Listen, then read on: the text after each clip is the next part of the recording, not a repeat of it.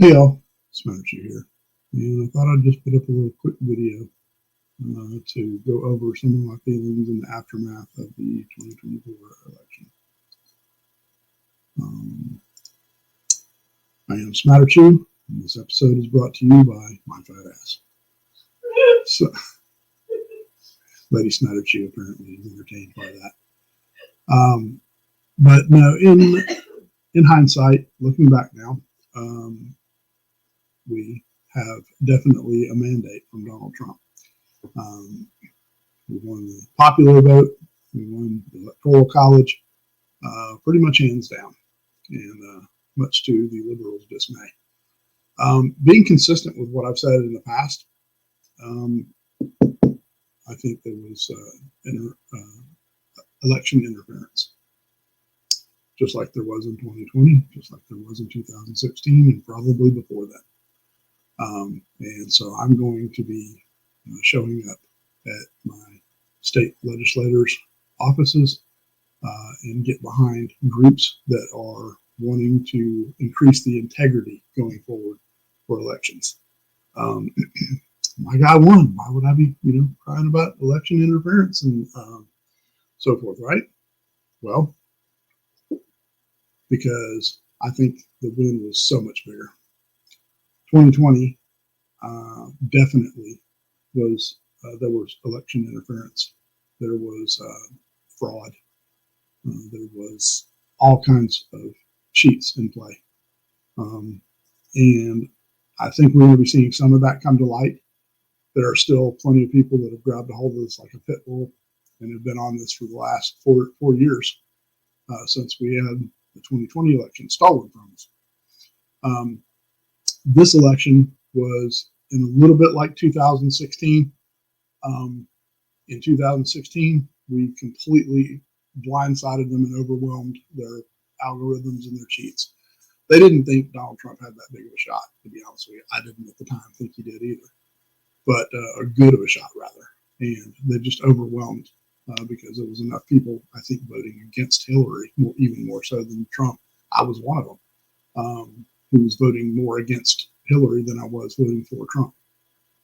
In 2020, I was definitely voting for Trump. And it's obvious now when you look at the graphs that they put up. They show how many people on the left and the right voted in each election. And the conservatives have pretty much kind of remained. I mean, there was a little bit of a boost, but it wasn't astronomically higher than what they voted for in 2020. But somehow in 2020, we miraculously came up with 15 million more votes in the system. For Joe Biden, really? That was the candidate that blows everybody else out of the water. Something doesn't smell right. And so for 2024, yes, our guy won, hands down. There should be no question about it as far as whether or not he won the election or not. But there's still election interference, and we have to get that fixed. It won't be so easy to overcome the next time. I guarantee you they'll just come up with more creative ways.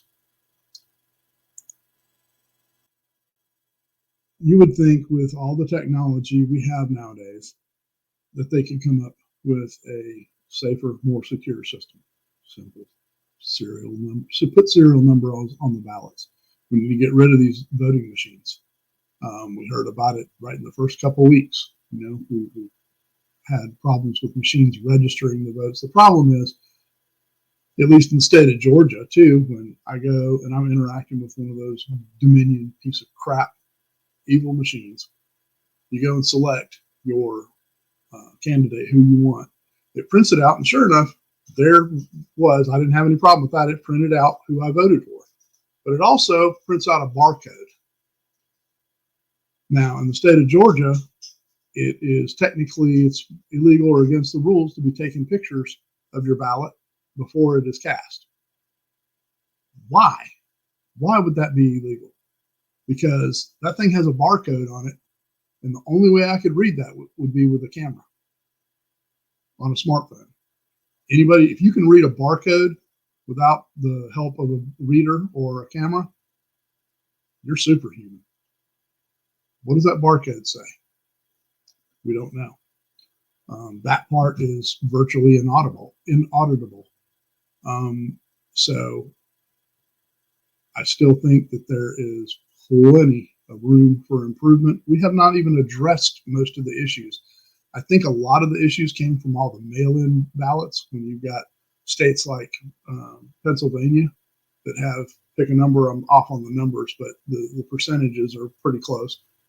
350,000 registered voters, but you got 400,000 votes. The math is not mathing, okay?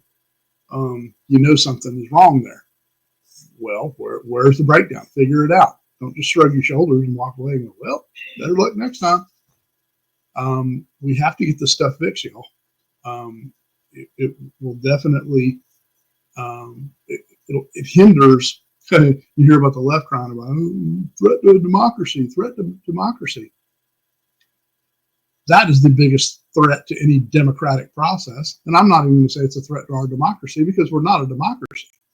We're a constitutional republic, but we most certainly employ democratic processes in our election. Obviously, for the general election for the president, it's not, you're not voting for a person, you're voting for the Electoral College. And so at least this time around, we don't have to hear the left whine about, well, it should be about the popular vote. More people voted, because we got the popular vote and the electoral vote. So we'll chew on that for a while. But it's a bad case to even make about, if you want it to be a democracy rather than a representative republic when it comes to voting for the president of the United States, you don't change the rules in the middle of the game.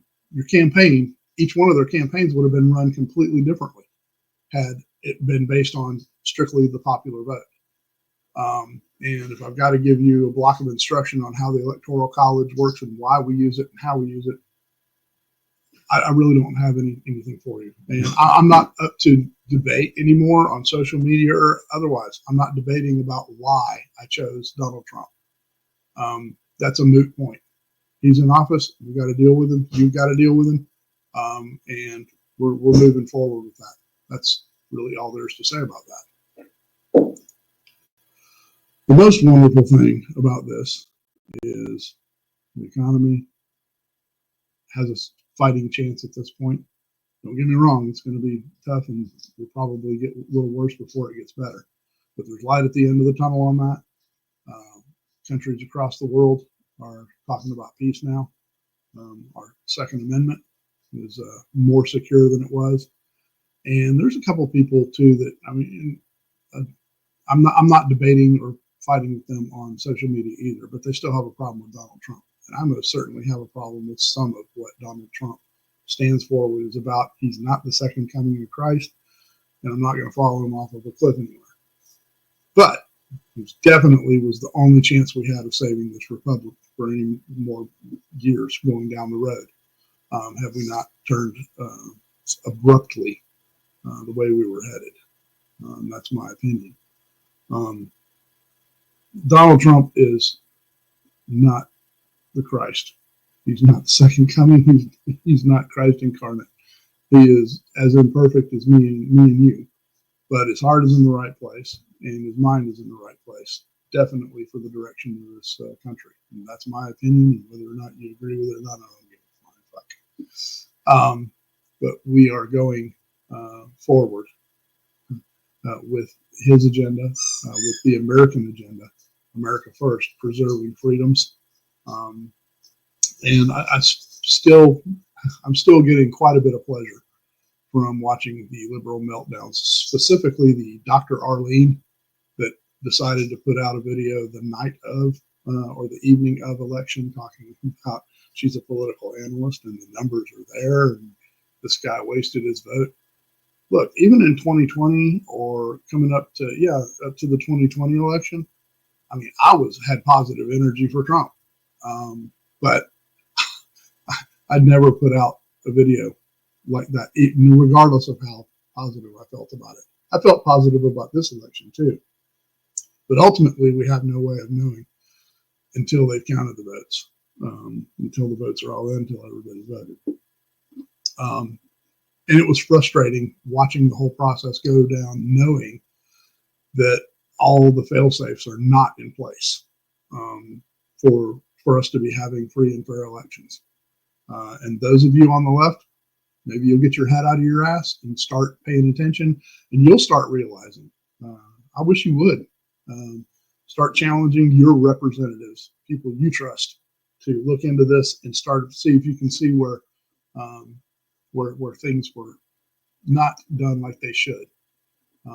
I think you're going to find they'll probably stop halfway through it because they either know about it or they will discover that the win was a whole lot bigger than even what we saw.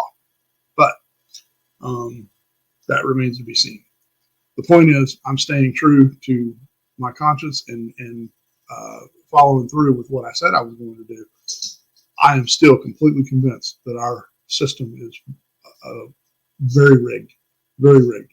And the fact that it took this much effort by the conservatives to get Donald Trump as big a win as he did have, that says that it's not a perfect science, and they weren't able to calculate and put into place enough fail safes for their end to stop to stop the election from going overwhelmingly for Donald Trump. But yeah, curious what you guys think, and we'll move forward and see what happens in the coming years. But I appreciate all of you being with me, and I appreciate the opportunity to voice my opinion. I am Smatterchew, and I do approve of this message. Smatterchew,